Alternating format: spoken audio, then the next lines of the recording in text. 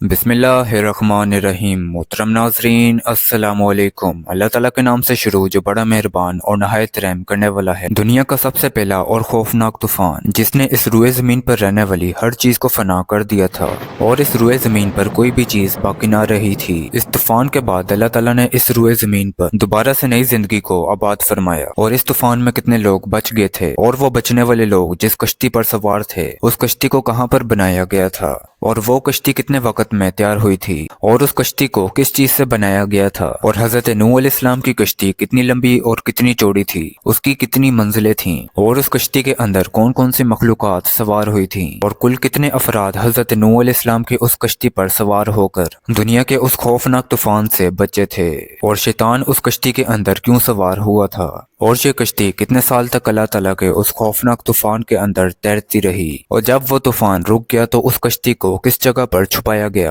और क्या वो कश्ती आज के इस दौर में दरियाफ्त हो चुकी है। प्यारे दोस्तों, इन तमाम तर सवालात के जवाबात आज की वीडियो में हम आपको कुरान और हदीस की रोशनी में बताएंगे। लिहाजा आपसे गुजारिश है कि आप हमारी इस वीडियो को एंड तक लाजमी देखिएगा क्योंकि ये वीडियो बहुत ही ज्यादा तहकीक के बाद बनाई जा रही है। प्यारे दोस्तों, हजरत नूह अलैहिस्सलाम की कौम कुफर और शिरक के अंदर मुब्तला हो चुकी थी और वो शैतान के पैरोकार बन चुके थे। शैतान की पैरवी करते हुए इन लोगों ने 5 बड़े बड़े बुत बना रखे थे जिनकी ये लोग इबादत और पूजा किया करते थे।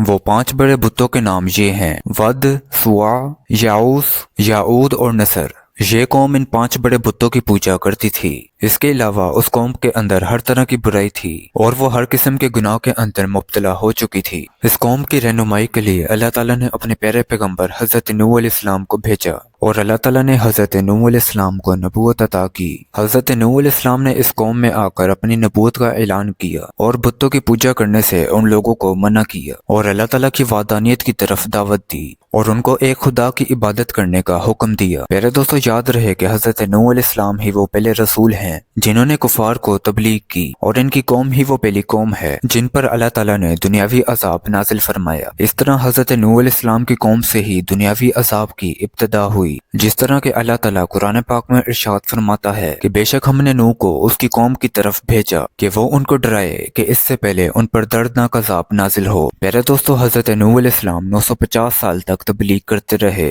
और उन लोगों को बुराई से मना करते रहे, लेकिन वो कौम अपने गुनाहों से बाज न आई और उसी तरह बुतों को अपना खुदा मानकर उनकी पूजा करते रहे। हजरत नूह अलैहिस्सलाम के इस 950 साल तबलीग में सिर्फ 80 लोग हजरत नूह अलैहिस्सलाम पर ईमान लाए और बाकी सारी कौम हजरत नूह अलैहिस्सलाम पर जुल्म सितम करती रही और आप अलैहिस्सलाम को जुटलाती रही। प्यारे दोस्तों, बाज़ रवायात के मुताबिक हजरत नूह अलैहिस्सलाम का मस्कन इराक का शहर राफिदीन बताया गया है। हजरत नूह अलैहिस्सलाम ने जब बार बार अपनी कौम को इस बुराई से मना किया और उनको अल्लाह ताला की इबादत की तरफ बुलाया तो हजरत नूह अलैहिस्सलाम की कौम ने आप पर तरह तरह के एतराज उठाना शुरू कर दिए। चुनाचे उनकी तरफ से आने वाले तमाम तर एतराज के जवाबात हजरत नूह अलैहिस्सलाम ने अपनी कौम को दिए, लेकिन उसके बावजूद भी वो कौम हजरत नूह अलैहिस्सलाम पर ईमान न लाई और उल्टा हजरत नूह अलैहिस्सलाम से अज़ाब इलाही का मुतालबा करने लगी और हजरत नूह अलैहिस्सलाम से उनकी कौम कहने लगी कि तुम उस अज़ाब को ले आओ जिस अज़ाब से तुम हमको डराते हो। मेरे दोस्तों, हजरत नूह अलैहिस्सलाम की कौम हजरत नूह अलैहिस्सलाम के साथ मुतकब्बराना अंदाज में कलाम किया करती थी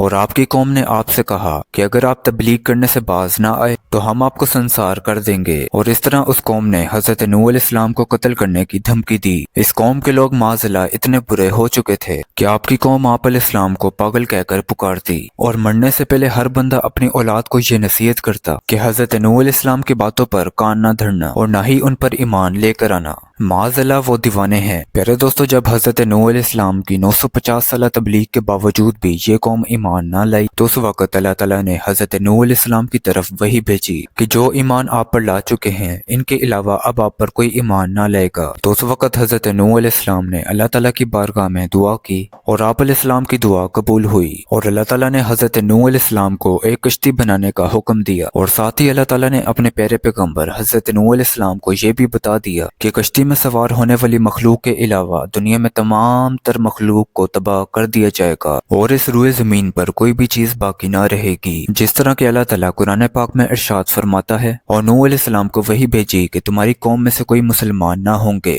मगर जितने ईमान ला चुके तो गम न खाओ उस पर जो वो करते हैं, और कश्ती बना हमारे सामने और हमारे हुक्म से, और जालिमों के बारे में हमसे बात ना करना, और वो जरूर डुबाए जाएंगे। और नूह अलैहिस्सलाम कश्ती बनाते हैं, और जब उसकी कौम के सरदार उस पर गुजरते हैं तो हजरत नूह अलैहिस्सलाम पर हंसते हैं। नूह अलैहिस्सलाम बोले कि अगर तुम हम पर हंसते हो तो एक वक्त जरूर आएगा कि हम तुम पर हंसेंगे, और तब तुम जान जाओगे कि किस पर आता है वो अजाब कि उसे रुसवा करे, और उतरता है वो अजाब जो हमेशा रहे। इस तरह अल्लाह ताला का हुक्म पाते ही हजरत नूह अलैहिस्सलाम कश्ती बनाने की तैयारी करने लगे। आप अलैहिस्सलाम ने अल्लाह ताला के हुक्म के मुताबिक शहर से बाहर कश्ती बनाने का इरादा किया। अभी तूफान आने में 200 साल बाकी थे। हजरत नूह अलैहिस्सलाम को कश्ती बनाने के लिए एक खास किस्म की लकड़ी की जरूरत थी, लिहाजा हजरत नूह अलैहिस्सलाम ने उस लकड़ी को हासिल करने के लिए कुछ दरख्त उगाए। ये दरख्त 100 साल में तैयार हुए। इसके बाद हजरत नूह अलैहिस्सलाम ने ईमान लाने वालों के साथ मिलकर दुनिया की सबसे पहली कश्ती बनाने का काम शुरू कर दिया।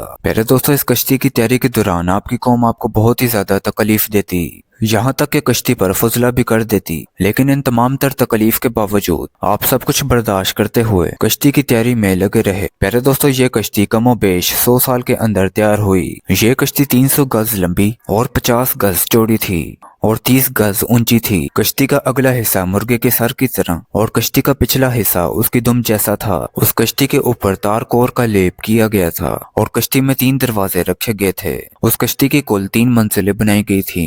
उधर जब हजरत नूह अलैहिस्सलाम की कश्ती मुकम्मल तैयार हो गई तो उधर अल्लाह ताला का वो हुक्म भी करीब आ चुका था, जिस हुक्म के मुताबिक अल्लाह ताला का दर्दनाक अजाब नाजिल होने वाला था।